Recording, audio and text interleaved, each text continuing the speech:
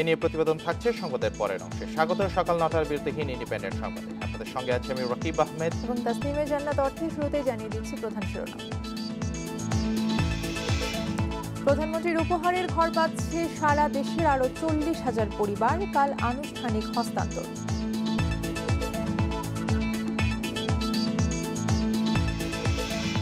দেশে বিচার বহির্ভূত হত্যাকাণ্ড কমেছে। পর্যবেক্ষকদের মতে 2018 সালের নির্বাচন সুষ্ঠু হয়নি, বলছে মার্কিন মানবাধিকার রিপোর্ট।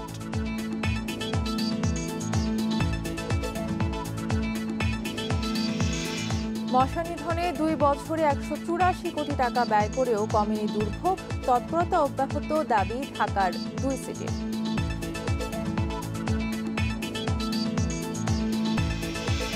শুনছিলেন প্রধান শিরোনাম। সংবাদে এছাড়াও যা থাকছে: হজ পালনে বয়সসীমার শর্ত পুরোপুরি তুলে নিল সৌদি সরকার। 12 বছরের কম শিশুরাও যেতে পারবে অভিভাবকের সাথে।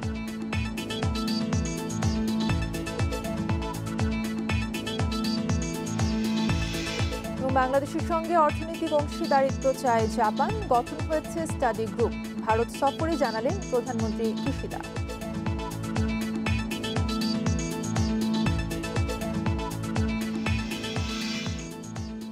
শিরোনাম শুনছিলেন, এবারে বিস্তারিত। আশ্রয়ণ প্রকল্পের আওতায় প্রধানমন্ত্রীর উপহারের ঘর পাচ্ছেন আরও প্রায় 40,000 পরিবার। আগামীকাল আনুষ্ঠানিকভাবে গৃহহীনদের মাঝে হস্তান্তর করা হবে এসব ঘর। গণভবন থেকে ভিডিও কনফারেন্সের মাধ্যমে যোগ দেবেন প্রধানমন্ত্রী শেখ হাসিনা। ভূমিহীন এই মানুষদের দিন কাটত ঝুপড়ি ঘরে। এখন তারা ঘরের মালিক। প্রধানমন্ত্রী দেয়া উপহারে পাচ্ছেন ঠিকানা। মুজিব বর্ষ উপলক্ষে প্রধানমন্ত্রী শেখ হাসিনার উদ্যোগে আশ্রয়ণ প্রকল্পের আওতায় 4র্থ ধাপে দেয়া হচ্ছে এসব ঘর। এর মধ্য দিয়ে বগুড়ার 5 উপজেলার 1330টি পরিবারের মানুষের ছিন্নমূল পরিচয় ঘুচবে এবার। আমরা 4র্থ পর্যায়ে মোট ঘর পেয়েছি হলো 1412টি। এর মধ্যে আমরা 22 তারিখে মাননীয় প্রধানমন্ত্রী আনুষ্ঠানিকভাবে হস্তান্তর করবেন হলো 1330টি ঘর। জয়পুরহাটের 5টি উপজেলায় সরকারি খাস জমিতে 139টি পরিবার পাচ্ছেন আশ্রয়। বাংলাদেশে একজন মানুষও গৃহহীন ও ভূমিহীন থাকবে না। মাননীয় প্রধানমন্ত্রীর এই নির্দেশনাকে বাস্তবায়নের লক্ষ্যে জেলা প্রশাসন জয়পুরহাট এই লক্ষ্যে কাজ করে যাচ্ছে। গোপালগঞ্জের 4টি এবং মুন্সিগঞ্জের 2 উপজেলায় মাথা গোঁজা ঠাঁই মিলছে কয়েকশো ভূমিহীন পরিবারের। আমার কোনো ঘরবাড়ি ছিল না, আমার বাবারও কোনো জায়গা নাই, আমি খুব অসহায় ছিলাম। ঘরখান পাইছি, অনেক সুখে আছি, গাছগাছালি লাগাইছি, তরকারি লাগিয়ে আমি খাচ্ছি। প্রধানমন্ত্রীর দিয়ে আমাকে একটা ঘর দিছে, আমি সেই ঘরে আছি, আমার মেয়ের লেখাপড়াও শিখাচ্ছি। লক্ষ্মীপুর 5 উপজেলায় 3228টি ভূমিহীন পরিবার পাচ্ছেন মাথার উপর ছাদ। জমি সহ আধা পাকা ঘরের মালিকানা পাচ্ছেন ফরিদপুরে গৃহহীনরাও। আমাদের যে টার্গেট ছিল, কর্মপরিকল্পনা ছিল, কর্মপরিকল্পনা অনুযায়ী আমরা আশ্রয় খুব ভালোভাবে বাস্তবায়ন হচ্ছে। আগামী 22 তারিখ মাননীয় প্রধানমন্ত্রী ফরিদপুরে 447টি ঘর উদ্বোধন করবে। নরসিংদীতে 459টি গৃহহীন পরিবার পাচ্ছেন ঠিকানা। আশ্রয়ের পাশাপাশি তাদের কর্মসংস্থানের জন্য নেওয়া হচ্ছে বিভিন্ন উদ্যোগ। নুরসেলিনা শিউলি, ইন্ডিপেন্ডেন্ট নিউজ। দেশের সামগ্রিক উন্নয়নে ব্লু ইকোনমি আরও কাজে লাগানোর তাগিদ দিয়ে প্রধানমন্ত্রী শেখ হাসিনা বলেছেন, কোনো দেশের সঙ্গে বৈরিতা চায় না বাংলাদেশ। তবে সার্বভৌমত্ব রক্ষায় সব ধরনের সক্ষমতা নিয়েই প্রস্তুত করা হচ্ছে সামরিক বাহিনীকে। সোমবার দেশের প্রথম সাবমেরিন ঘাঁটি উদ্বোধন করে প্রধানমন্ত্রী আরও বলেন, এর ফলে ত্রিমাত্রিক এই বাহিনীর সক্ষমতা আরও বাড়ল। চীন থেকে কেনা নবযাত্রা ও জয়যাত্রা নামে 2টি সাবমেরিন বাংলাদেশ নৌবাহিনীতে যুক্ত হয় 2017 সালে। 6 বছরের মাথায় তৈরি হল দেশের প্রথম সাবমেরিন ঘাঁটি। সোমবার গণভবন থেকে ভার্চুয়ালি যুক্ত হয়ে বানৌজা শেখ হাসিনা ঘাঁটির কমিশনিং করেন প্রধানমন্ত্রী শেখ হাসিনা। কক্সবাজারের পেকুয়ায় বঙ্গোপসাগরের কুতুবদিয়া চ্যানেলের পাশে 420 একর জুড়ে এই ঘাঁটি। 150 কোটি মার্কিন ডলার ব্যয়ে নির্মাণ করা হয়েছে। রয়েছে dry dock, submarine training school, simulation, berthing সহ অত্যাধুনিক সব ব্যবস্থা। আমরা বাংলাদেশই নয়, বঙ্গোপসাগর দিয়ে চলমান যত দেশেরই জাহাজ আসুক, যদি তারা কখনো কোনো সমস্যায় পড়ে, তারা এখানে বার্থিং করতে পারবে বা কোনো মেরামতের কাজ প্রয়োজন হলে সেটাও করতে পারবে। কোনো দেশের সাথে বৈরিতা চায় না বাংলাদেশ, তবে সার্বভৌমত্ব রক্ষায় সমস্ত সক্ষমতা নিয়েই প্রস্তুত করা হচ্ছে সামরিক বাহিনীকে, জানান প্রধানমন্ত্রী। যুদ্ধ করতে চাই না, তবে যদি কখনো আমাদের এমন পরিস্থিতি হয় তাহলে যেন আমরা দেশের স্বাধীনতা সার্বভৌমত্ব রক্ষা করতে পারি, সেইভাবে আমাদেরও দক্ষতা অর্জন করতে হবে। সেইভাবে আমরা আমাদের বাহিনীগুলিকে তৈরি করে দিচ্ছি। দেশের সামগ্রিক উন্নয়নের জন্য বিশাল সমুদ্র সম্পদকে কাজে লাগানোর তাগিদ দেন সরকার প্রধান। আমরা ব্লু ইকোনমি অর্থাৎ সুনীল নীতি গ্রহণ করেছি। সমুদ্র সম্পদ আমাদের অর্থনৈতিক কর্মকাণ্ডে যাতে কাজে লাগে তার পদক্ষেপও আমরা নিয়েছি। তাছাড়া আমাদের পর্যটন শিল্প গড়ে তোলা থেকে শুরু করে নানাভাবে আমাদের অনেক সুযোগ রয়েছে কাজ করার। কেবল উন্নয়নই নয়, সামরিক শক্তি বৃদ্ধি ও আধুনিকায়নের ক্ষেত্রে আওয়ামী লীগ ছাড়া অন্য কোনো সরকার উদ্যোগ নেয়নি বলে উল্লেখ করেন প্রধানমন্ত্রী। Zahidul Bashar, Independent News, Dhaka. চালু হলো দেশের প্রথম সাবমেরিন ঘাঁটি।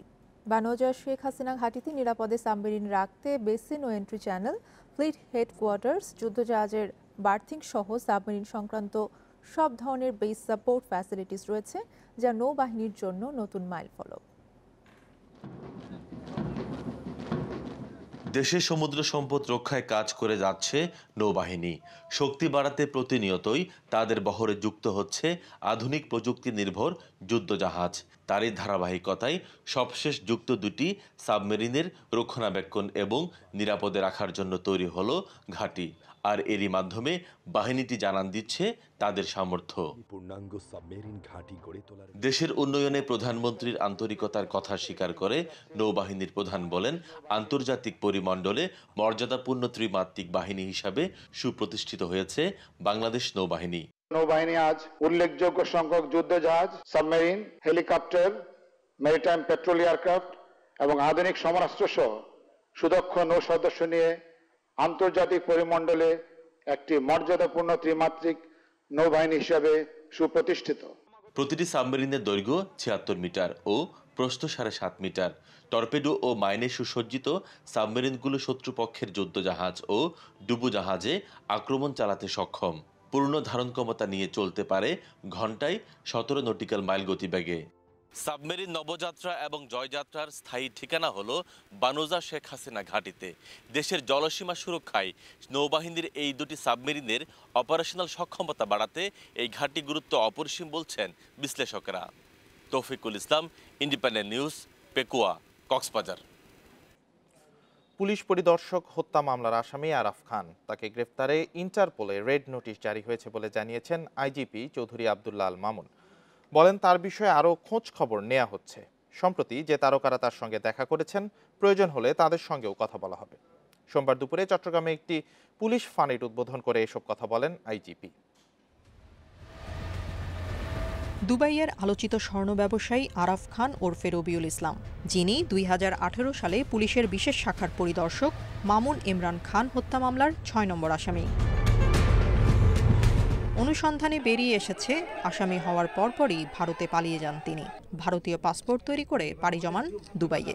সম্প্রতি দুবাইয়ে আরাফ জুয়েলারি নামে একটি স্বর্ণের দোকান উদ্বোধন নিয়ে আলোচনায় আসে আরাফের নাম। দুবাই থেকে আরাফ খানকে দেশে ফেরাতে আন্তর্জাতিক পুলিশ সংস্থা ইন্টারপোলে চিঠি দিয়েছিল পুলিশ। এরই মধ্যে ইন্টারপোল রেড নোটিশ জারি করেছে বলে জানিয়েছেন পুলিশ মহাপরিদর্শক। যে নামে আমরা চার্জশিট দিয়েছি, এই নামে তার বিরুদ্ধে একটি রেড নোটিশ জারি যে আমরা দিয়েছি, এটা বোধহয় ইন্টারপোল অ্যাকসেপ্ট করেছে, এরকম একটা খবর আমি পেয়েছি। এটা নিয়ে আমরা কাজ করছি এবং কিভাবে কাজ করছি এটা সুস্পষ্টভাবে আমি বলতে চাচ্ছি না। দুবাইয়ে আরবের জুয়েলারি দোকান উদ্বোধনী অনুষ্ঠানে যোগ দেন ক্রিকেট তারকা সাকিব আল হাসান সহ বেশ কয়েকজন তারকা। আইজিপি বলেন, প্রয়োজন হলে পুলিশ তাদের সাথেও কথা বলবে। একজন একটা অনুষ্ঠানে গেলেই যে সে জড়িত থাকবে তাদের সাথে, এটা ঠিক কি বলা যায়। এরপর এটা আমরা অবজার্ভ করছি, তারা গিয়েছে, ওরা আসুক, আসলে পরে আমরা জানবো। এদিকে নতুন করে সমালোচনা তৈরি হওয়ার পর ফেসবুক লাইভ ও টেলিভিশন টকশোতে হাজির হন আরাফ খান, যেখানে নিজের পক্ষে সাফাই গান তিনি। আমি যদি খুনি হতাম তাহলে তো আমি কি করতাম, আন্ডারগ্রাউন্ডে চলে যেতাম। Tania Nasrin, independent news. আমি তো 5 বছরের একটা গত বছর বাংলাদেশে বিচার বহির্ভূত হত্যাকাণ্ড উল্লেখযোগ্য হারে কমেছে, তবে গুম এবং অপহরণের ঘটনা অব্যাহত আছে বলছে যুক্তরাষ্ট্র। এছাড়া ব্যালট বাক্স ভরানো, এজেন্ট এবং ভোটারদের ভয় দেখানো সহ নানা অনিয়মের কারণে 2018 সালের জাতীয় নির্বাচন পর্যবেক্ষকদের মতে সুষ্ঠু হয়নি। 2022 সালে বিশ্বের মানবাধিকার পরিস্থিতি নিয়ে মার্কিন প্রতিবেদন বলছে, গত বছর বাংলাদেশে কয়েকটি স্থানীয় নির্বাচনে কম ভোটার উপস্থিতি, অনিয়ম, ভোটারদের ভয় ভীতি দেখানো হয়। এছাড়া বিরোধীদের সমাবেশের উপর সরকার নিষেধাজ্ঞা এবং অযৌক্তিক দাবি আরোপ করে। অনেক সময় পুলিশ ও সরকার দলের কর্মীরা বল প্রয়োগ করেছে। মার্কিন রিপোর্ট আরও বলছে, সাংবাদিকদের উপর গোয়েন্দা সংস্থা এবং সরকার দলীয় কর্মীরা আক্রমণ, হয়রানি করেছে এবং ডিজিটাল নিরাপত্তা আইন প্রয়োগের ভয় দেখিয়েছে। এছাড়া নিরাপত্তা বাহিনীর সদস্যদের বিরুদ্ধে মানবাধিকার লঙ্ঘন এবং দুর্নীতির বেশিরভাগ অভিযোগ তদন্ত হয় না।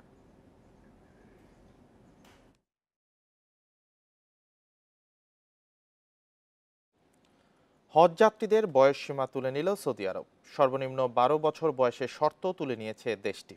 সোমবার এক বিজ্ঞপ্তিতে এই তথ্য দিয়েছে ধর্ম মন্ত্রণালয়। বলা হয়েছে, সৌদি সরকারের ঘোষণা অনুযায়ী 2023 সালে হজে যেতে কোনো বয়সসীমা নেই। 12 বছরের কম বয়সীরাও হজ পালন করতে পারবে। চাঁদ দেখা সাপেক্ষে 27 জুন হজ অনুষ্ঠিত হবে। এবার বাংলাদেশ থেকে 1,27,198 জন হজ করতে পারবেন। এর মধ্যে সরকারি ব্যবস্থাপনায় 15,000 ও 1,12,198 জন বেসরকারি ব্যবস্থাপনায় হজ করার সুযোগ পাবে।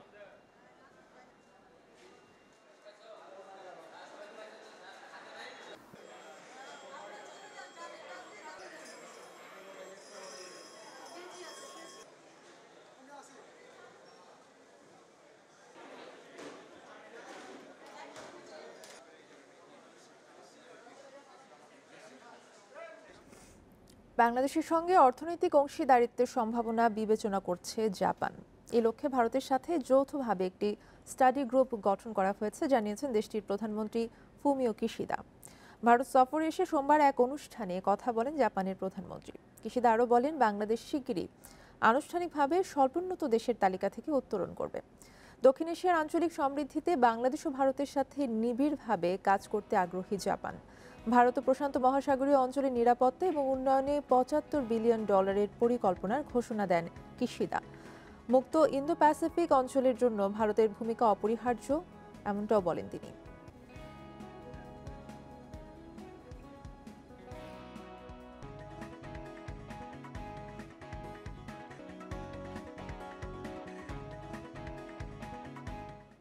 উচ্চ রক্তচাপে চরম ঝুঁকিতে উপকূলীয় এলাকার 3.5 কোটি মানুষ। প্রতি 10 জনের 6 জনই উচ্চ রক্তচাপে আক্রান্ত। স্বাস্থ্য অধিদপ্তর ও বঙ্গবন্ধু মেডিকেল বিশ্ববিদ্যালয়ের গবেষণায় উঠে এসেছে, তরুণদেরও প্রায় অর্ধেক ভুগছেন উচ্চ রক্তচাপে। খাবার পানিতে অতিরিক্ত লবণের কারণেই উপকূলে উচ্চ রক্তচাপের প্রকোপ বেশি বলে জানিয়েছেন গবেষকরা। সৌন্দর্য আর সংগ্রাম পাশাপাশি থাকে উপকূলের জীবনে, তবে নানা সংকটে টিকে থাকার লড়াইটাই বেশি। উপকূলীয় 19 জেলায় 3.5 কোটি মানুষের বসবাস। তাদের মধ্যে উচ্চ রক্তচাপের প্রকোপ জানতে গবেষণা করেছে স্বাস্থ্য বিভাগ। পিরোজপুর, সাতক্ষীরা ও কক্সবাজারের 3 উপজেলায় 671 জনের উপরে চলে গবেষণা। এতে দেখা যায় 50 বছরের বেশি বয়সী 70% মানুষেরই রক্তচাপ বেশি। 41 থেকে 50 বছরের 62%, 31 থেকে 40 বছরের 60% এবং 18 থেকে 30 বছর বয়সীদের মধ্যে উচ্চ রক্তচাপের হার 44%। যেটা এক্সপেক্টেড যে স্যালাইনিটি বাড়লে হাইপারটেনশন বাড়বে, কিন্তু এটা এই পরিমাণ বাড়বে এটা আমাদের ধারণা ছিল না। সারপ্রাইজিং হচ্ছে 79% আমরা পাইছি ডিসলিপিডেমিয়া, কোলেস্টেরলের মাত্রা বেশি, এইচডিএলের মাত্রাটা অনেক কম। এই ধরনের ফাইন্ডিংটা আমাদের খুব গ্রস ছিল। গবেষণায় উঠে আসে শুধু উচ্চ রক্তচাপ নয়, ডায়াবেটিস, হৃদরোগ ও কিডনি সহ নানা রোগের ঝুঁকিতে উপকূলের বাসিন্দারা। টিউবওয়েলেও সেখানে পাওয়া গেছে, মানে স্যালিনিটি অনেক বেশি আছে এবং এই পানি যারা পান করছেন তারা বিভিন্ন রকমের অসুখে তারা ভুগছেন, যেমন ব্লাড প্রেশার বিশেষ করে তাদের বাড়ছে, তার কারণে হার্টের অসুখ বাড়ছে, কিডনি ফেলিয়ার হচ্ছে। বিশ্ব স্বাস্থ্য সংস্থার হিসেবে প্রতিদিন একজন মানুষ 5 গ্রাম লবণ গ্রহণ করতে পারেন। উপকূলীয় এলাকায় এই হার 3 গুণেরও বেশি। লোকাল লোকজনকে যদি সতর্ক করতে পারি যে এই স্যালাইন ওয়াটার খেলে সমস্যা হবে, সারফেস ওয়াটারটাকে যদি পিউরিফাই করে দেওয়া যায়, অল্টারনেটিভ পানির ব্যবস্থা করা যায়, তাহলে ইটস এ বিগ ইম্প্যাক্ট কারণ এই হাইপারটেনশন শুধু তো হাইপারটেনশনে থাকবে না, এর কনসিকোয়েন্স আছে। হাইপারটেনশন থেকে সিকেডি হবে, হাইপারটেনশন থেকে ইসকেমিক হার্ট ডিজিজ হবে, ব্রেন স্ট্রোক হবে। জলবায়ু পরিবর্তনের কারণে বেশি ক্ষতির শিকার উপকূলের মানুষ। নদীর ৪৫% পানিতেও পাওয়া গেছে লবণাক্ততা। স্বাস্থ্য অধিদপ্তর ও আইসিডিডিআরবির পক্ষে উপকূলীয় এলাকায় এই সংকট নিয়ে কাজ করবে global health research centre NIHR। উচ্চ রক্তচাপ থেকে stroke. Hasan Misbah, independent News, Dhaka. গেল 2 বছরে ঢাকায় মশক নিধনে খরচ 184 কোটি টাকা। এত ব্যয়ের পরেও নগরবাসীর দুর্ভোগ কমাতে পারেনি 2 সিটি কর্পোরেশন। মশার উপদ্রব বাড়লেও ওষুধ ছিটানোর অনিয়মের অভিযোগ নগরবাসী।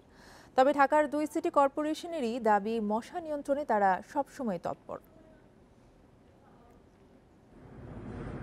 এ চিত্র রাজধানীর কল্যাণপুরের। সন্ধ্যার পর বাইরে দাঁড়ালেই জেঁকে ধরছে মশা।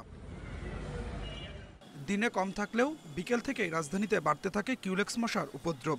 চায়ের দোকান কিংবা বাসাবাড়ি, কোথাও স্থির হয়ে বসার উপায় নেই। ইন্ডিয়া খালের ময়লা, এই জন্য একটা লোক বৈশাখে জিরাবে, মানে একটু রেস্ট নিবে, এই সুযোগ পাইতেছে না মশার কারণে। খুব বেশি মশার লাগে বহন যায় না, কোনো খারান যায় না মশার কারণে, খুব অস্থির বানায় এলায়। নগরবাসীর অভিযোগ, ঠিকমতো ওষুধ ছিটাচ্ছে না ঢাকার 2 সিটি কর্পোরেশন।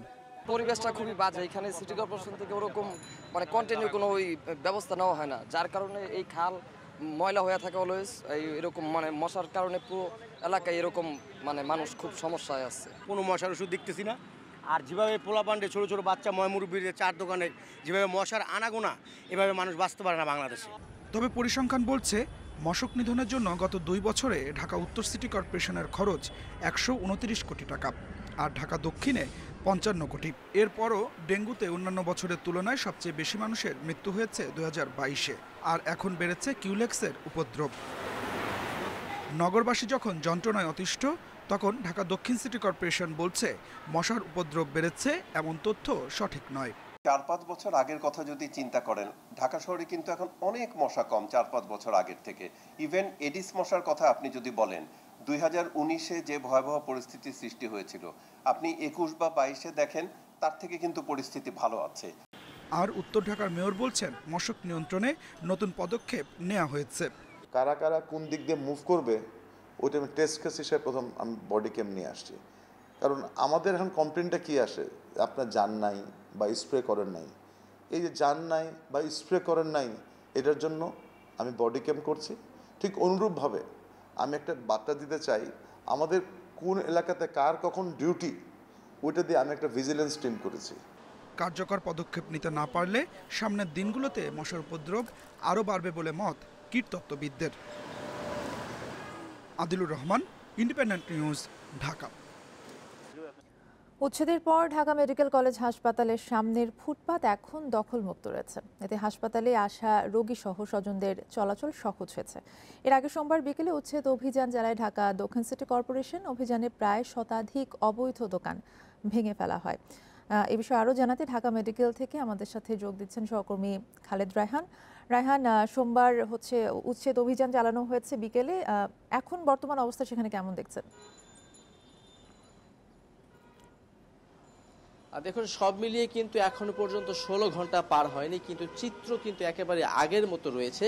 আসলে যেমনটি বলছিলেন যে উচ্ছেদ করার পর এটি আসলে হকার মুক্ত হয়েছে, আসলে কিন্তু বাস্তব চিত্র তেমন কথা বলেন। আমি যদি একটু দেখানোর চেষ্টা করি, গতকালকে বিকেলে জাহাঙ্গীর আলমের নেতৃত্বে ঢাকা সিটি কর্পোরেশন দক্ষিণ সিটি কর্পোরেশনের নির্বাহী ম্যাজিস্ট্রেট জাহাঙ্গীর আলমের নেতৃত্বে যে উচ্ছেদ অভিযান পরিচালনা করা হয়, তার উচ্ছেদ অভিযানের প্রায় 4 থেকে 5 ঘন্টা পর থেকেই কিন্তু সেই সকল দোকান, রাস্তার বিপরীত পাশে যে ভাতের খাবার হোটেল, সেগুলি কিন্তু আবারও সেই আগের মতো অবস্থায় চলে গেছে। আপনি যদি দেখেন, আসলে রাস্তার মাঝখানে বেশ কিছু গাড়ি ঘোড়ার কারণে দেখাতে কিছুটা সমস্যা হচ্ছে, কিন্তু বাস্তব চিত্র কিন্তু আসলে বলছে যে গতকালকে উচ্ছেদ অভিযানের আগে ঠিক যেই অবস্থা ছিল, আজকেও কিন্তু ঠিক একই অবস্থা রয়েছে। বিশেষ করে যেই কয়েকটি দোকানে বলা হচ্ছে যে প্রায় শতাধিক যেই দোকান বা ফুটপাতে থাকা যে সকল হকাররা রয়েছেন তাদেরকে উচ্ছেদে যে সকল অভিযান কালকে করা হয়েছিল তার পরপরই কিন্তু তারা আবার মধ্যরাত থেকে তারা কিন্তু এই সকল দোকানগুলো আবার বসানো শুরু করেছে এবং আপনি নিশ্চয়ই দেখতে পাচ্ছেন যে ইতিমধ্যে কিন্তু সে সকল দোকানে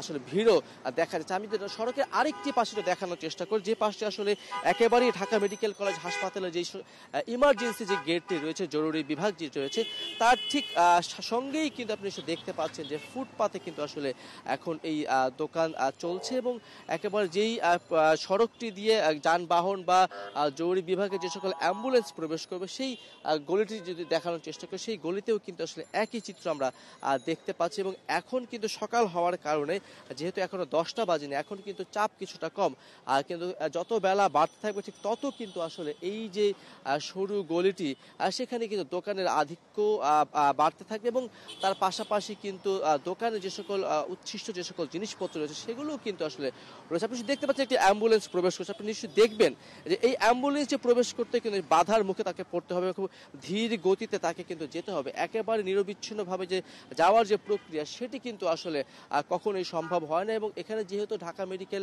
কলেজ হাসপাতাল দেশের সবচেয়ে গুরুত্বপূর্ণ হাসপাতাল, এখানে সবচেয়ে ক্রিটিক্যাল যে সকল রোগীরা তারা এখানে আসেন, তাদের কিন্তু যেতে গেলে এই যে বাধা সেটি কিন্তু পড়তে হয়। সেক্ষেত্রে কিন্তু একটি বিষয় একেবারেই স্পষ্ট যে গতকালকে যে সিটি কর্পোরেশন উচ্ছেদ অভিযানটি পরিচালনা করেছে, একদিনও যদি সেই উচ্ছেদ অভিযানের পর রাস্তা ফাঁকা না থাকে সেক্ষেত্রে কিন্তু উচ্ছেদ অভিযান নিয়েও আসলে প্রস্তুত থেকে যায় এবং আইন শৃঙ্খলা বাহিনীর যে সকল সদস্যরা আছে যারা মূলত ফুটপাত বা এই সকল সড়ক দেখার দায়িত্বে রয়েছেন তাদের যে অবস্থান সেটি নিয়েও কিন্তু আসলে প্রস্তুত থেকে যায়।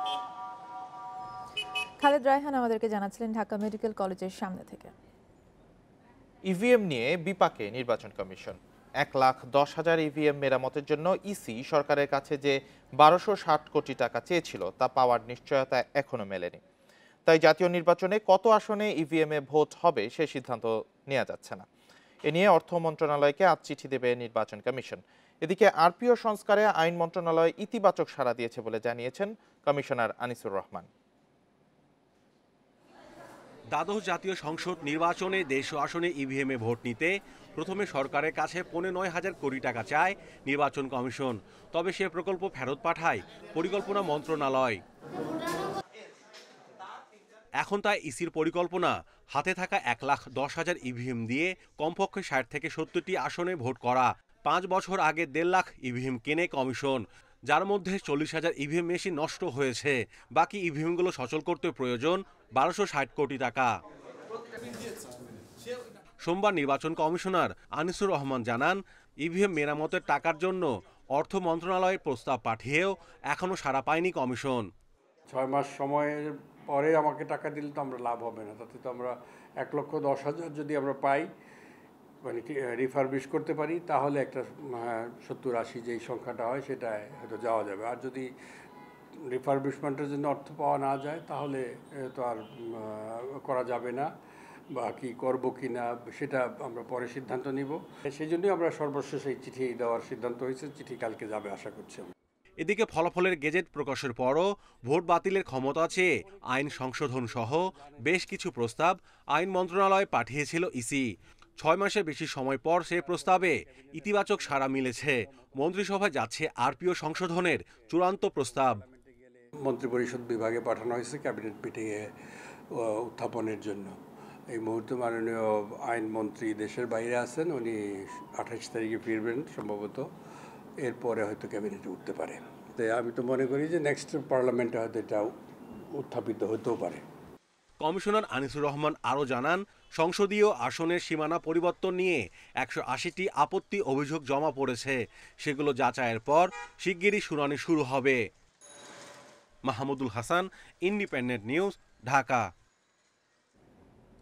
দুর্ঘটনার দায়ে চালকদের শাস্তি দেওয়া যাবে না, চালক ও পরিবহন মালিকদের এমন দাবিতে অনড় অবস্থান সড়ক দুর্ঘটনা বাড়ার প্রধান কারণ বলে মন্তব্য করেছেন তথ্য সম্প্রচার মন্ত্রী ডক্টর হাসান মাহমুদ। সোমবার রাজধানীর তথ্য ভবন মিলনায়তনে সড়ক নিরাপত্তার রিপোর্টিং সেমিনারের সমাপনীতে এই মন্তব্য করেন তিনি। এ সময় মন্ত্রী বলেন, একটি দুর্ঘটনা শুধু একজন মানুষকেই হত্যা করে না, গোটা পরিবারেই বিপর্যয় নামিয়ে আনে। সড়ক নিরাপত্তা নিশ্চিত করতে চালক ও মালিকদের অন্যায় অবস্থানের বিরুদ্ধে সোচ্চার হওয়া এবং দুর্ঘটনার জন্য দায়ীদের বিরুদ্ধে কঠোর আইনানুগ ব্যবস্থা নেওয়া উচিত। এছাড়া জনসচেতনতা বাড়ানোরও তাগিদ দেন ডক্টর হাসান মাহমুদ। আমরা লাইসেন্স নাই আপনি গাড়ি চালাচ্ছেন, গাড়ির ফিটনেস নাই আপনি গাড়ি চালাচ্ছেন, এতে দুর্ঘটনা হচ্ছে আর শাস্তি দেওয়া যাবে না। চালকদের সংগঠন, সেটার জন্য চালকদের সংগঠনের সাথে মালিকরাও মাঝে মধ্যে যুক্ত হয়। এই যে একটা নেক্সাস, এটার কারণে প্রকৃতপক্ষে সড়ক দুর্ঘটনা ক্রমাগতভাবে বাড়ছে, যেটি উদ্বেগজনক। এটি বন্ধ করার জন্য আমাদের সম্মিলিত প্রচেষ্টা, সমন্বিত উদ্যোগ প্রয়োজন। দিনাজপুরে বিআরটিসি বাসের সঙ্গে সংঘর্ষে পিকআপ ভ্যানের ৩ জন যাত্রী নিহত হয়েছে। সোমবার সন্ধ্যায় দিনাজপুর সৈয়দপুর মহাসড়কের ১০ মাইল এলাকায় এ দুর্ঘটনা ঘটে। নিহতরা হলেন চিরির বন্দর উপজেলার ফয়জার রহমান, শাহিনুর রহমান ও মোস্তাকিন। পুলিশ জানায় নিহতরা সকলেই পুরনো ব্যাটারির ব্যবসায়ী। রানীর বন্দর থেকে একটি পিকআপে করে দিনাজপুরের উদ্দেশ্যে রওনা দেন তারা। ১০ মাইল এলাকায় পিকআপটির সঙ্গে সৈয়দপুরগামী বিআরটিসি বাসের সংঘর্ষ হয়। এতে ঘটনাস্থলেই পিকআপে থাকা ৩ যাত্রী নিহত হন।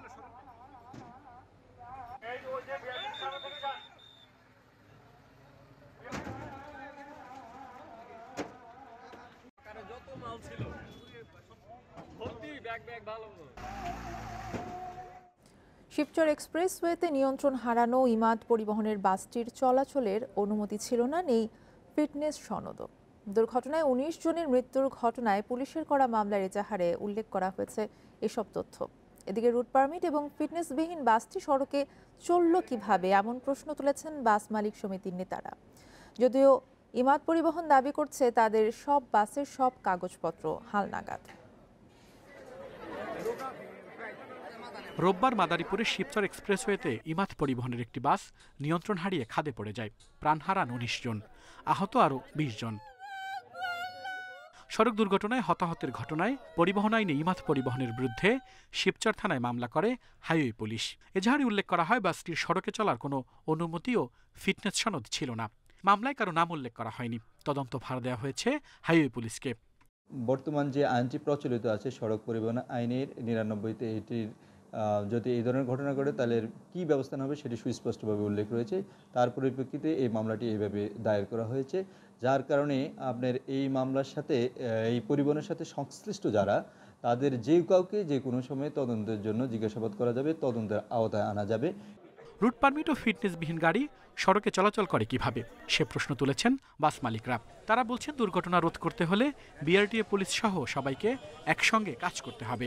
ফিটনেস দেওয়ার সময় ফিটনেস কাগজে কলমে থাকলো, কিন্তু বাস্তবিক অর্থেই গাড়ির ফিট কিনা এটা দেখার দায়িত্ব যাদের, তাদেরও সচেতন হতে হবে। এই বিষয়গুলি আমি মনে করি খুবই গুরুত্বপূর্ণ। ইমাদ পরিবহনের দাবি তাদের ৭১ বাসের সবকটিরই কাগজপত্র ঠিক আছে। আমাদের যতগুলো গাড়ি আছে আমাদের সম্পূর্ণ গাড়িগুলোর ফিটনেস, রুট পারমিট সব কিছু আছে। সম্পূর্ণ গাড়িটা ডিস্ট্রয় হয়ে গেছে, অনেক মানুষ হতাহত হয়েছে, আহত হয়েছে। তাদের চিকিৎসার ব্যাপারে মালিকের আন্তরিকতা কোনো জায়গায় ঘাটতি নাই। ভয়াবহ দুর্ঘটনায় নিহতদের মধ্যে ১২ জনের বাড়ি বাগেরহাটে, বাকি ৭ জন গোপালগঞ্জের। ঘটনা তদন্তে জেলা প্রশাসন ও হাইওয়ে পুলিশ আলাদা ২টি কমিটি করেছে। আহতদের একজন আশঙ্কাজনক। আল আমিন হোসেন, ইন্ডিপেন্ডেন্ট নিউজ, ঢাকা। গোপালগঞ্জ সদর উপজেলার লতিফপুর ইউনিয়ন পরিষদ নির্বাচনে ৫ নং ওয়ার্ডের ফলাফল বাতিলের দাবি করা পরাজিত ৩ প্রার্থীর সমর্থকদের সঙ্গে পুলিশের সংঘর্ষ হয়েছে। এতে পুলিশ সহ ২৫ জন আহত হয়েছেন। এই ঘটনায় ২ জনকে আটক করেছে পুলিশ। সোমবার সন্ধ্যায় এই ঘটনা ঘটে। পুলিশ জানায় সাবু মোল্লাকে মেম্বার ঘোষণার পর নির্বাচনী মালামাল নিয়ে আইনশৃঙ্খলা বাহিনী ও নির্বাচনী কর্মকর্তারা সদরে ফিরছিলেন। এ সময় পরাজিত ৩ প্রার্থী মতিয়ার রহমান, পলু মোল্লা ও ইব্রাহিম কাজী সহ তার সমর্থকরা নির্বাচন বাতিলের দাবি করে নির্বাচনী মালামাল ছিনিয়ে নেওয়ার চেষ্টা করে। এ সময় উভয় পক্ষের মধ্যে সংঘর্ষ হয়। এতে ১০ পুলিশ সদস্য সহ ২৫ জন আহত হন। পরিস্থিতি নিয়ন্ত্রণে ফাঁকা গুলি ছুড়ে পুলিশ।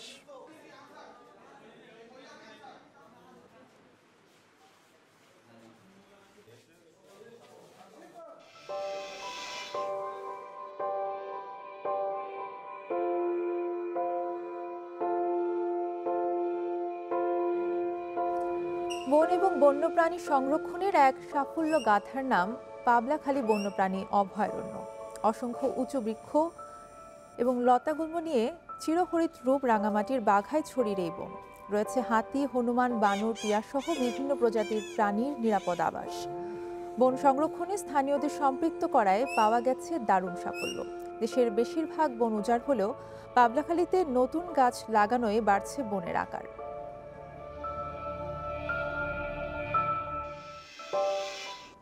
এ নিয়ে প্রতিবেদন থাকছে সংবাদের শেষ অংশে। রাজধানী সহ দেশের বিভিন্ন স্থানে ঝোড়ো হাওয়া সহ বৃষ্টি হতে পারে আজও। হতে পারে শিলাবৃষ্টিও, বলছে আবহাওয়া অফিস। এদিকে সোমবার চৈত্রের বৃষ্টি নগরে স্বস্তির পরশ দিলেও ফসলের মাঠের হিসেব ভিন্ন। আম, পাট, তিলের ফলনের জন্য কাঙ্ক্ষিত হলেও শিলাবৃষ্টি কিংবা ঝড়ের সতর্কতা স্বস্তির বদলে দিচ্ছে শঙ্কার বার্তা।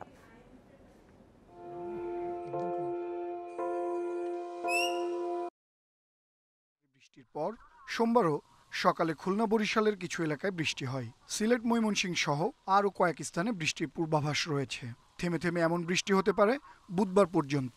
আজকে যে সিচুয়েশনটা আছে এবং কাল থেকে আজ পর্যন্ত এই অবস্থাটা কালকে পর্যন্ত অব্যাহত থাকবে। তারপরে বৃষ্টিপাতের প্রবণতাটা ধীরে ধীরে কমে যাবে। তো ধীরে ধীরে যখন বৃষ্টিপাতের পরিমাণটা কমে যাবে, টেম্পারেচারটা ধীরে ধীরে বৃদ্ধি পেতে থাকবে এবং দেখা যাবে যে আগামী 4-5 দিন পরে এটা হচ্ছে নর্মালের কাছাকাছি চলে আসবে। চৈত্রের এই বৃষ্টিতে কিছুটা কমেছে ঢাকা, চট্টগ্রাম সহ দেশের বিভিন্ন শহরের সড়ক মহাসড়কের ধুলো ও দূষণের মাত্রা। এছাড়া কৃষিতে এনেছে স্বস্তি। বিশেষ করে ইরি বোরো ফলন, শাকসবজি আবাদ সহ আম, লিচুর ফলনের জন্য সহায়ক হবে এই বৃষ্টি। তবে ভারী বৃষ্টি হলে পেঁয়াজের ফলনে ক্ষতির শঙ্কা রয়েছে। কিছু ফসলের জন্য দেখা যাবে উপকারী, আবার কিছু ফসলের জন্য এটা উপকারী কম। যেমন আপনার এখন যে নতুন যে পেঁয়াজ উঠতেছে বা রসুন উঠতেছে, তাদের জন্য এটা ক্ষতির কারণ। যদি আমের যদি মুকুল থাকে তাহলে কিন্তু বৃষ্টি আমের ক্ষতি করবে, কারণ ফুলগুলো ঝরে যায়।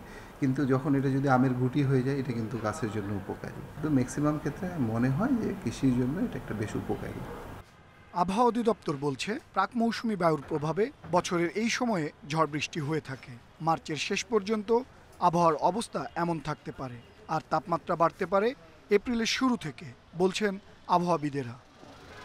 আনোয়ার সাদাত নূর, ইন্ডিপেন্ডেন্ট নিউজ, ঢাকা। রমজান শুরুর আগেই বাজারে বাড়ছে নিত্যপণ্যের দাম। ব্রয়লার সহ বিভিন্ন মুরগির দাম আগে থেকেই চড়া। এবার বাড়তি দামে বিক্রি হচ্ছে ডিম। এছাড়া কেজি প্রতি 2 থেকে 5 টাকা বেড়েছে আদা ও রসুনে, আর প্রতি কেজি পেঁয়াজের দাম বেড়েছে 10 থেকে 12 টাকা। এবার বগুড়ার বাজার পরিস্থিতি নিয়ে জানাতে যোগ দিচ্ছেন সহকর্মী জজিফ হোসেন।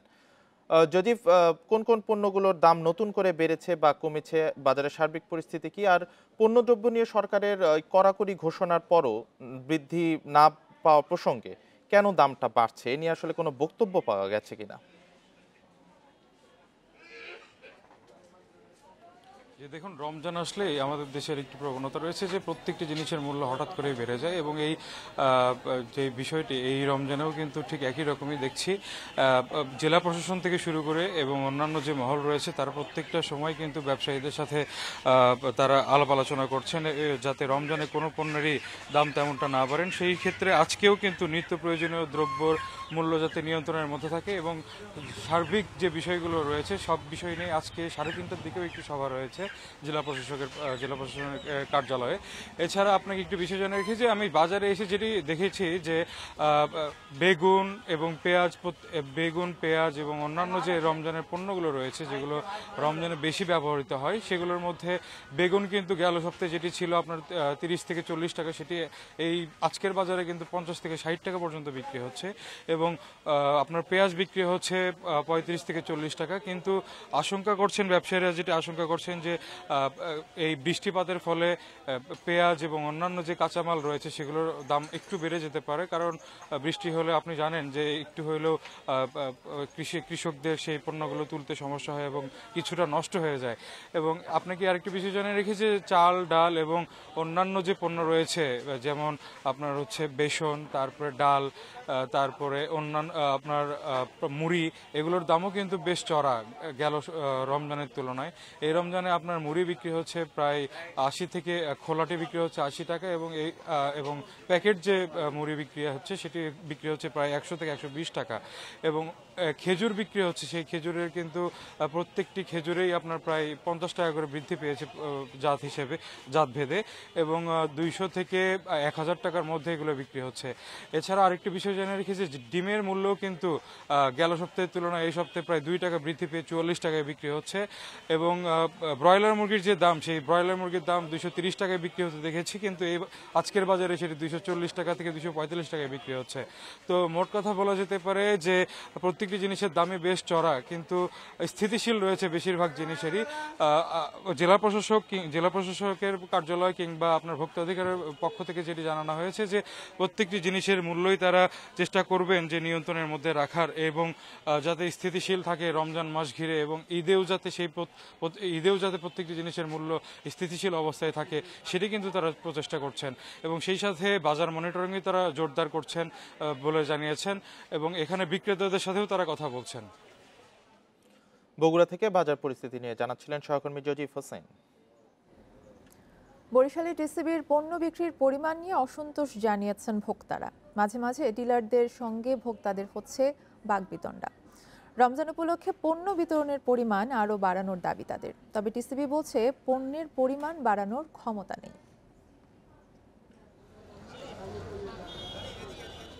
রমজান উপলক্ষে বরিশাল মহানগরে শুরু হয়েছে টিসিবির পণ্য বিতরণ। কার্ড প্রতি 70 টাকা কেজিতে মিলছে 2 কেজি ডাল, 110 টাকা কেজিতে 2 কেজি তেল, 50 টাকা 1 কেজি ছোলা আর 60 টাকায় 1 কেজি চিনি পাওয়া যাচ্ছে। সকাল থেকে লাইনে দাঁড়িয়ে পণ্য নিচ্ছেন ভোক্তারা, তবে এসব পণ্যের পরিমাণ কম বলছেন তারা। সকাল থেকে আসছি তারাই রয়েছে, পরে আপনার 1 কেজি চিনি দেয়, 1 কেজি বুট দেয়। আমাদের একটু যদি আর একটু বাড়াই দিতে পারতেন তাহলে আরো বেশি ভালো হতো। এখন যা দিতে আছে তাতে তো হয় না। একটু ছোলা বুট, রমজান মাসে একটু তেল চিনি সবকিছুই আমাকে একটু বেশি লাগে। এদিকে পণ্য নিতে এসে হয়রানির শিকার হচ্ছেন কেউ কেউ। তাদের অভিযোগ একজনের কার্ডে আরেকজনকে দেয়া হচ্ছে পণ্য। বলতে আছে তারা সার্চ দিয়ে যে আপনার মাল অন্যজনে নিয়ে গেছে, তারপর আমি আমার হাজবেন্ডের দিয়ে 2-3 জায়গা দিয়ে আমি এটা নিয়ে গেছে, যাওয়ার পরে বলতে আছে যে আপনার মাল নিয়ে গেছে। আর কিভাবে নিয়ে গেছে কি করছে এটা আমি জানি না। ফ্যামিলি কার্ড নিয়ে অনিয়মের অভিযোগ উঠলেও তার সামান্য বলছেন টিসিবির কর্মকর্তারা। দ্রুত সমাধানের কথা জানান। বাণিজ্য মন্ত্রণালয় থেকে যে প্যাকেজটা নির্ধারিত আমাদেরকে সেটাই বিক্রি করতে হচ্ছে। কোনো ধরনের কোনো অনিয়ম যদি আমরা প্রশ্ন পাই সেক্ষেত্রে টিসিবি, আইন শৃঙ্খলা বাহিনী এবং সংশ্লিষ্ট জেলা প্রশাসন কর্তৃক কঠোর মনিটরিং ব্যবস্থা চলমান আছে। সেক্ষেত্রে আমরা কাউকেই কোনো ছাড় দিয়ে কথা বলবো না। বরিশাল বিভাগে ফ্যামিলি কার্ডের মাধ্যমে 5,58,668 ভোক্তাকে পণ্য সামগ্রী বিতরণ করছেন ডিলাররা। Independent news. এ বিষয়ে আরও জানাতে বরিশাল থেকে যুক্ত হচ্ছেন সহকর্মী মুরাদ আহমেদ। মুরাদ, একজনের কার্ডে আরেকজনকে পণ্য দেওয়া হচ্ছে এবং পণ্যের পরিমাণ কম, এরকম নানা রকমের অভিযোগ ভোক্তাদের রয়েছে। এই বিষয়ে আসলে টিসিবি কর্মকর্তারা কি বলছেন?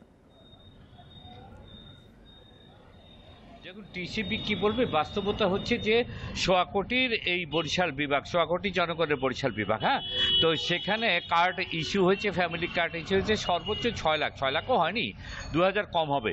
তো এখন এত স্বল্প সংখ্যক কার্ড দিয়ে তো আছে বড় চাহিদা পূরণ করা সম্ভব না। এখন এরপরে যেটি হচ্ছে যে কার্ডে ভেজাল রয়ে গেছে, ইদানিং যেটি শোনা যাচ্ছে ভেজাল কার্ড।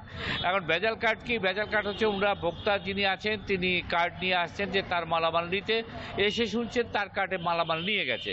এখন এটা যে কোন ভৌতিক ভাবে এটি করা হচ্ছে এটি এখনো আইডেন্টিফাই হয়নি।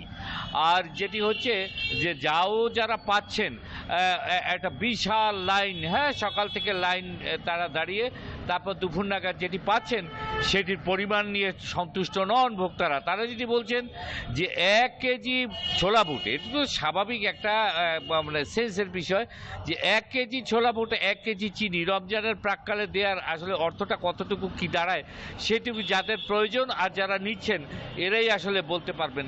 রমজানের প্রথম দিনে মানে প্রতিটি পরিবারেই একটা আবহ বয়ে যায়, রোজা রাখার এবং ইফতারে অ্যাটেন্ড করার একটা বড় ধরনের ধকল যায়। সেক্ষেত্রে 1 কেজি ছোলা আর 1 কেজি চিনি এটা মেনে নিতে পারছেন না কেউ। তারা যদি বলছে যে দুদিনের সাপাড় হয়ে যাবে, ফ্যামিলি এমন অনেক আছে যে একদিনে সাপাড় হয়ে যাবে। তারা যেটি বলছেন যে অ্যাকচুয়ালি এতক্ষণ ব্যয় করে তারা একটু বেশি পরিমাণে মালামাল চাচ্ছিলেন। তো এই নিয়ে কিন্তু ঝগড়াঝাটি লেগেই আছে আপনার ডিলারদের সাথে। ডিলাররা কী করবে? ডিলারদের আসলে করার কিছু নাই। কার্ড দেখবেন, কার্ড পাঁচ করবেন, চেক করবেন, যতটুকু যার প্রাপ্য তাকে সেটুকু দিতে পারবেন। কম বেশি হলে, মাপে কম বেশি হলে তার দায় দায়িত্ব ডিলারের বর্তা, কিন্তু সেটি তো নয়, পরিমাণের কথা বলা হচ্ছে। আর টিসিবি যেটুকু বলছে যে যতটুকু দেওয়া হয়েছে, কার্ড প্রতি দেওয়া হয়েছে, 1 পরিমাণ কোনো মালামাল বৃদ্ধি করার ক্ষমতা তাদের নেই। এই অবস্থার মধ্যে বরিশালের টিসিবি কার্যক্রম চলছে। একটা প্রাপ্তিও আছে, প্রাপ্তির সাথে সাথে কিছুটা দুঃখ আছে অতিরিক্ত বা চাহিদা মতো না পাবার। এই হচ্ছে এখানকার সর্বশেষ তথ্য। ধন্যবাদ আপনাকে। মুরাদ আহমেদ আমাদের সাথে যোগ দিয়েছিলেন বরিশাল থেকে। ব্লাস্ট প্রতিরোধী গমের নতুন জাত উদ্ভাবন করেছে গম ও ভুট্টা গবেষণা ইনস্টিটিউট। চলতি মৌসুমে WMRI-3 নামের নতুন এই জাতের গম চাষ করেছেন মেহেরপুরের কৃষকরা। কৃষি বিভাগ বলছে এতে ফলন হবে ভালো। এখন পর্যন্ত কোনো রোগবালাই দেখা না দেয়ায় লাভের আশা করছেন কৃষকদের। 2016 থেকে 2021 সাল পর্যন্ত মেহেরপুরে গমে ব্লাস্ট রোগের প্রকোপ দেখা দেয় বেশি।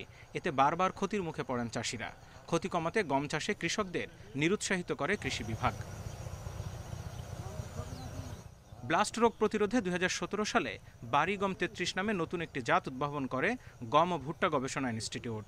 পরের বছরই এই জাতের বীজ দেয়া হয় কৃষকদের। এরপর গেল বছর WMRI-3 নামের আরেকটি নতুন জাত উদ্ভাবন করা হয়। চলতি মৌসুমেই চাষিদের এ জাতের বীজ সরবরাহ করে কৃষি বিভাগ। এ জাতের বীজ বপনের 3 মাস 20 দিন পর থেকেই সংগ্রহ করা যাবে গম। প্রতি হেক্টরে ফলন মিলবে 5.5 টনের মতো। এখন পর্যন্ত কোনো রোগ দেখা না দেয়ায় লাভের আশা করছেন চাষিরা। এবার যে গমটা আমি অফিস থেকে পাইছি, এর দানা ভালো, শীষ মোটা, এবং এই গমটা চাষিরাও আবাদ করে ফলন পাবে। যে সব নতুন বীজ আইছে, এই সব বীজগুলোর মাঠে আপাতত খুব ভালোই আছে, কোনো রোগ টোগ নাই। যদি আমাদের ব্যাপক ফলন হয় তাহলে আগামীতে অন্যান্য চাষিও এর উপরে ঝুঁকি নেবে। কৃষি বিভাগ বলছে তাপ সহিষ্ণু ও রোগ প্রতিরোধ ক্ষমতা বেশি থাকায় কমবে কীটনাশক খরচও। আবহাওয়া ভালো থাকলে আগামী বছর এই জাতের গম চাষ বাড়বে। WMRI-3 সেটা হলো 2022 সালে একদম সদ্যজাত। এই জাতগুলার রোগ বালাই সহ্য করার ক্ষমতা অনেক বেশি। তো কৃষক ভাইরা যদি এই দুটি জাত এখন আবাদ করেন তাহলে সবচেয়ে বেশি লাভবান হবেন, যেহেতু এতে রোগ বালাই কম হয় এবং ফলন খুব বেশি।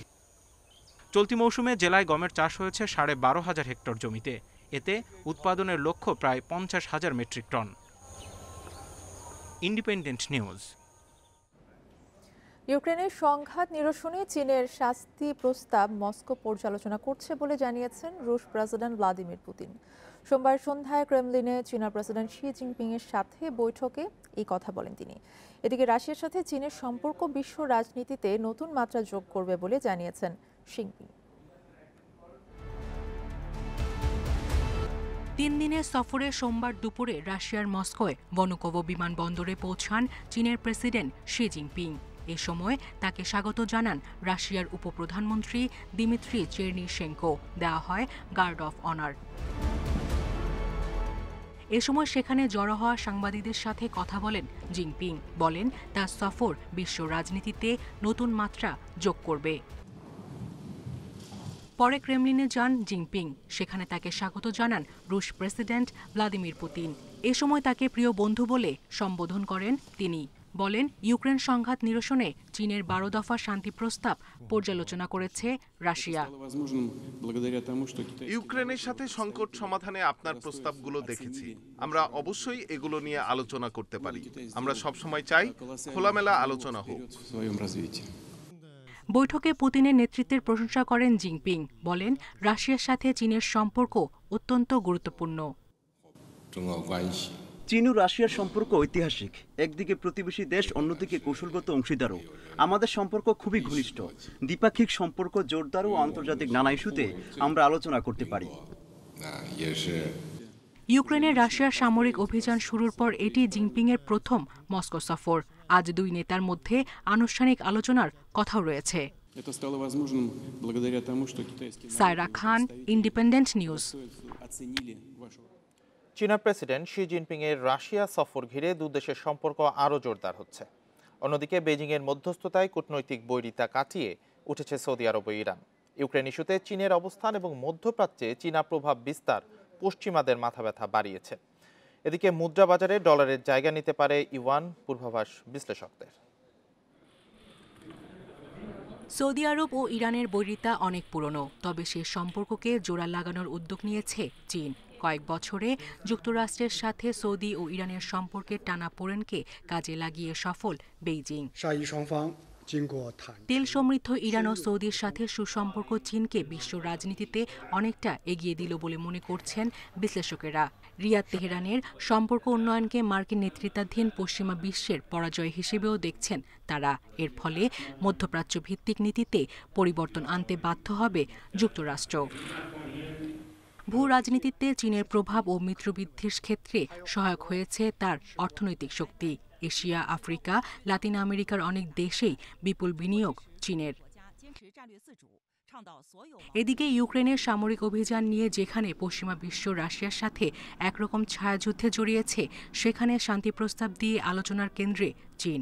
এরই মধ্যে মস্কো গেছেন চীনা প্রেসিডেন্ট জিনপিং, যা বিশ্ব রাজনীতিতে নতুন মেরুকরণের আভাস দিচ্ছে।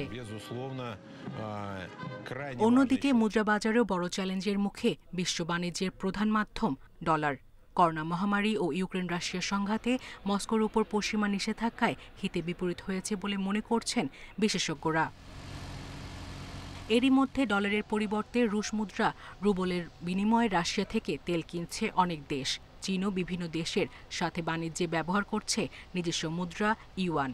ফলে বিশ্লেষকদের ধারণা ভবিষ্যতে ডলারের জায়গা দখল করবে ইউয়ান বা রুবল। সায়রা খান, ইন্ডিপেন্ডেন্ট নিউজ। সিলেটে মুশফিকের সেঞ্চুরি আর শান্ত লিটনের 50-তে রেকর্ড 349 রানের সংগ্রহ পায় বাংলাদেশ। তবে 2 ঘন্টার বেশি টানা বৃষ্টিতে ম্যাচ পরিত্যক্ত হয়। সিরিজ জয়ের জন্য পরের ম্যাচের অপেক্ষা থাকলেও আয়ারল্যান্ডের বিপক্ষে 60 বলে সেঞ্চুরিতে সব সমালোচনা উড়িয়ে দিয়েছেন মুশফিক। ওয়ানডেতে বাংলাদেশের দ্রুততম সেঞ্চুরির দিনে 7000 রানের মাইলফলকও স্পর্শ করেছেন মিস্টার ডিপেন্ডেবল। সেঞ্চুরির জন্য 4 বলে প্রয়োজন ছিল 9 রান। মুশফিক এক বাউন্ডারির সাথে 2টি ডাবলস নিয়ে পৌঁছে যান ম্যাজিক ফিগারের কাছে। শেষ বলে 1 রানের লক্ষ্য পূরণ মুশফিকের। 60 বলে সেঞ্চুরি বাংলাদেশের দ্রুততম। সেই সাথে ভাঙলেন সাকিবের 14 বছরের পুরনো রেকর্ড। 2009-এ জিম্বাবুয়ের বিপক্ষে 63 বলে সেঞ্চুরি করেছিলেন সাকিব। 3 বল কম খেলে 3 অঙ্কের স্কোর মুশির। এই সেঞ্চুরি স্পেশাল, বড্ড স্বস্তির। সম্প্রতি তার রান খরা নিয়ে যে সমালোচনা, তার জবাব এই ম্যাজিক্যাল ইনিংস। প্রায় 2 বছর 16 ইনিংস পর ওয়ানডেতে মিস্টার ডিপেন্ডেবলের সেঞ্চুরি, ক্যারিয়ারের নবম। দ্রুততম সেঞ্চুরির দিনে শুরুটা ছিল মন্থর। প্রথম 11 বলে তুলেছিলেন 10 রান। এরপরই সিলেটে মুশফিক তাণ্ডব। আইরিশ বোলারদের কোনো পরিকল্পনায় কাজে আসেনি তার সামনে। 14টি 4 ও 2টি ছক্কায় 100 নট আউট। এই দিন আরও একটা মাইল ফলক স্পর্শ করেছেন মুশফিক। ওয়ানডেতে 7000 রান পূর্ণ করে তামিম সাকিবের সঙ্গী হয়েছেন MR15। কপিল পাল, ইন্ডিপেন্ডেন্ট নিউজ। অনূর্ধ্ব 17 নারী সাফ চ্যাম্পিয়নশিপে উড়ন্ত শুরু বাংলাদেশের। ভুটানকে 8-1 গোলে হারিয়েছে স্বাগতিকরা। কমলাপুর স্টেডিয়ামে শুরু থেকে আধিপত্য বিস্তার করে খেলেছে বাংলাদেশ। প্রথমার্ধে 4 গোল করে লাল সবুজ। ম্যাচের 16 মিনিটে গোল উৎসবের শুরু। জোড়া গোল করেন তৃষ্ণা। বিরতির আগে সুলতানা ও সুরভি একটি করে গোল করেন। দ্বিতীয়ার্ধেও 1 হালি গোল করে বাংলাদেশ। জোড়া গোল করেন থুইনু মার্মা। স্কোরশিটে নাম তুলেন মুন্নি ও সাগরিকা। ভুটানের হয়ে 1 গোল শোধ দেন প্রীতি। 24 মার্চ নিজেদের দ্বিতীয় ম্যাচে রাশিয়ার মুখোমুখি হবে বাংলাদেশ।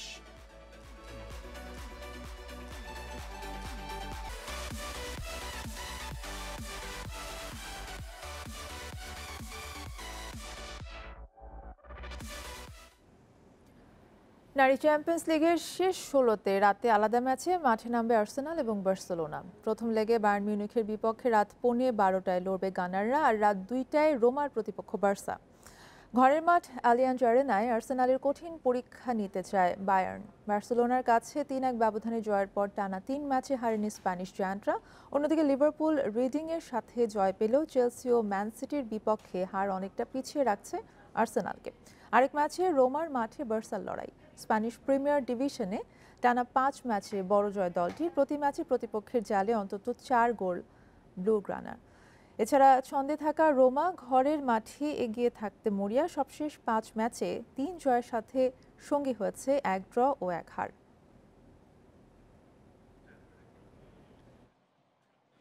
বঙ্গবন্ধু আন্তর্জাতিক কাবাডি কাপে টানা তৃতীয়বার ফাইনালে বাংলাদেশ। প্রথম সেমিতে থাইল্যান্ডকে 45-26 পয়েন্টে হারিয়েছে লাল সবুজ। আজ শিরোপার লড়াইয়ে বাংলাদেশের প্রতিপক্ষ চাইনিজ তাইপে। শহীদ নূর হোসেন ভলিবল স্টেডিয়ামে শুরুতে লড়াই হয়েছে জমজমাট। এক পর্যায়ে 7-4 পয়েন্টে এগিয়েছিল থাইল্যান্ড।